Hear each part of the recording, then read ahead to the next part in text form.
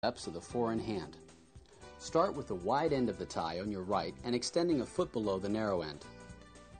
Cross the wide end over the narrow end and back underneath. Continue around, passing the wide end across the front of the narrow end once more. Pass the wide end up through the loop between the knot and your neck. Pass the wide end down through the knot in front. Draw the knot up tight to your collar by holding the narrow end of the tie and sliding the knot snug. Now let's walk through the four-in-hand again. Turn up the collar and button it at the neck. This allows the necktie to glide gently along the collar without wrinkling or stretching the fabric. Begin with the wide end of the tie on the side of your dominant hand and extending about a foot below the narrow end. Notice that on most ties, a diagonal seam is about midway on the tie. This is usually a good gauge as to where to make your first cross.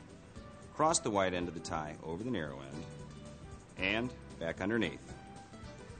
Bring the wide end over the front and then pass it up between the neck and the knot, holding the loop open with your left finger. Pass the wide end down through the knot.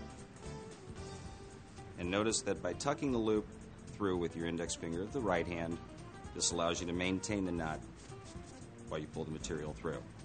And this goes for all knots. Shape your knot and draw it up tight. Turn down the collar. And there you have a nice, clean four-in-hand.